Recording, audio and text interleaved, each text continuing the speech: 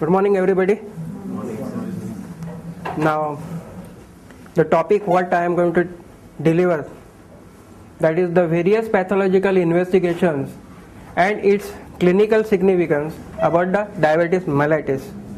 Now, I hope that up to these last 3 days, you are focusing all your studies about the diabetes mellitus. Am I right? So, different type of the aspect you have already studied it. Now, here the opportunity is being given to me that to tell you some aspects about the investigations, that what sort of the investigations you doctors you are insisting to get it done for your patients. Am I right?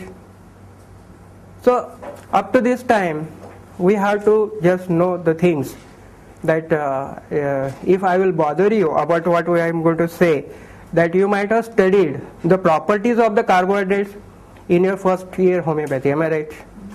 Yes or no? Yes. Okay, how much it is very difficult to say anything about it. So, how now I am going to start making this lecture. See, first to 20 slides will be there. They are going to tell you that what is the importance of regulation of the blood sugar level. Anybody is able to tell me what is the normal blood glucose level? Fasting one?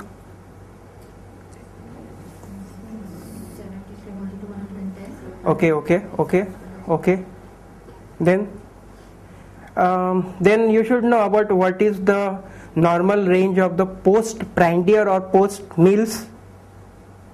Then you should know about what is the importance. So you may be knowing that suppose if you want to rule out whether the person is diabetic or no, some sort of the anesthesia is being given, it has to be given or like that. So you are going to get the random blood sugar also. So all these points I will like to cover, but you should know that whatever the investigations you are asking from any type of the laboratory, because as the number of practicing doctors is increasing, in the very same manner, in that proportion, the growth of these laboratories is also increasing. So you must know, you should be aware that what sort of the laboratory setup is required for getting or obtaining the authentic type of the reports. So that will be your responsibility now. Are you understanding this?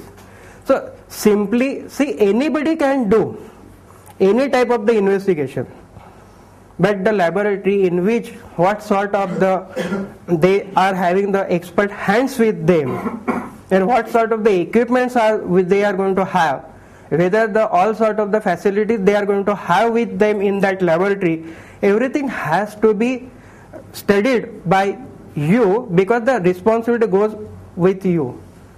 Now I will just give you the example that my laboratory is there. I am having the experience of the 30 years or so, but we are having the collaboration with Dr. M.S. Ajinkya, who is the eminent pathologist. So the few tests what I am able to do, certain tests I am not able to do, I have to have the such type of the collaboration with him.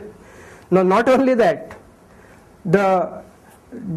doing these tests for the thyroid functions and like that, we have to depend on the metropolis or like that. So that is a big thing, that is a big chain is there, and there we are supposed to take the different type of the help from each and everybody. Is it clear? Now I will start the thing directly now. See, I ask you that what do you mean by the regulation of the blood glucose? Now blood sugar, that you know that 2 alpha, 2 beta, and that is the D-glucose. So that is whatever you are going to have the blood glucose, what you are going to say, that is the thing. Now this concentration that will remain, that is 100 milligrams what they are expecting, and it has to be controlled. Now what is the controlling mechanism is there, that everybody is aware of that fact. What is that? The main role is being played by the insulin. Is it clear? Now you have to understand that it can rise up to 140 to 150 in that range. So glucose is added in the blood by which type of the mechanism that is mentioned there. Is it clear? That is by the absorption from the intestine, by the glycogenolysis and glyconeogenesis. So breaking down of the glycogen and making the glycogen, that is the terminologies what they have mentioned there. Now from the blood circulation, glucose is reduced, it is also reduced. Why? Because whenever you are going to do day-to-day activities or any type of the function, you will require the energy, and that energy from where you are going to get? That is nothing but the source of the glucose. Now this is the regulation has to be done appropriately. Now the balance of these processes maintain blood sugar level in normal limits throughout the day. Okay. Now the steady blood glucose level is significant for the nourishment of the individual tissues, and particularly the functions of the brain are dependent on normal blood glucose levels, since it has particularly no reserve for the oxidizable type of the carbohydrate. So this point you have to keep in your mind. This is very important aspect. Now here the balance of the process keeps the blood sugar level, that is the what just now one or two people they have quoted, that is 70 to 110 throughout the day. Average what we are going to have the 100. Now the liver, how the regulation is being done? That is the involvement of the liver. Now how that liver is involved there? That is uptake of the glucose from the blood, conversion of the glucose to the glycogen, then release of the glucose from the glycogen, and conversion of the pyruvate to the glucose. All this mechanism is being done by the liver. Now, not only that, there will be the muscle glycogen which do not contribute directly to the blood sugar. Glycogenolysis in muscle produces lactate, which is converted to the glucose in the liver. Now the kidneys exert a regulatory effect by reabsorption of the glucose by the tubules completely when blood glucose level is below 150 to 170 milligram per deciliter. This is what we are going to call it as the threshold value. Now in the physiology that you might have studied the functions of the kidney, and there you will try to recollect, so what do you mean by this renal threshold? Now this is the important aspect. In the case of these normal individuals, blood glucose level does not rise above its threshold level. It is due to the role of the following hormones. Now first one, what I told, very important hormone is nothing but the insulin. Now if we are going to go on studying the aspect about the pancreas, so in this pancreas there will be the islets of beta, Langerhans, then there will be alpha, beta, delta, and the P type of the cells are there.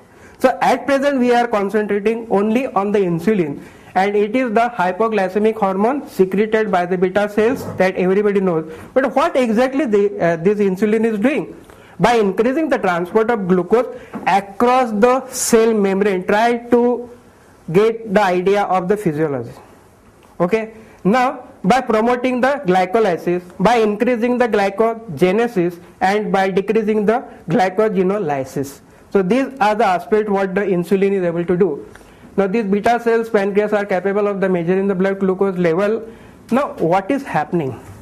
This mechanism is also important. That is, the first stage occurs within 10 minutes, during which insulin molecules are released from the proinsulin molecules stored in the secretory granules of the cells by cleavage of proinsulin molecule and with the release of the C-peptide.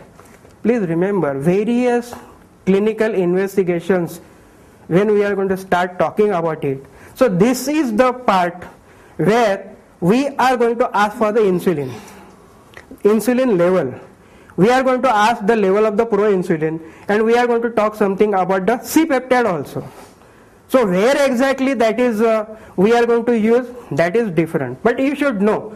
Now with the rise of the blood sugar level during the second stage, more amount of insulin is manufactured by the beta cells of the pancreas, and the amount of the insulin release depends upon the rise in blood glucose concentration. Second phase lasts until glucose levels drop to the normal level, that is in the 90 to 120 minutes. Is it clear? Are you understanding this? Now, as a result of unavailability of the glucose to the cells, so what are the features? That is, all these speakers, they have all told you that what are the different phases are there, how you are going to start knowing the aspect, how you are going to go on stamping whether that person is having the diabetes or no. What are they? That is the polyphagia, that is extreme hunger. Okay, then there will be the glycosuria. It means that the occurrence or the presence of the sugar or the glucose in the urine. Then there will be the polyuria because of the osmosis, that is the whenever there will be more and more glucose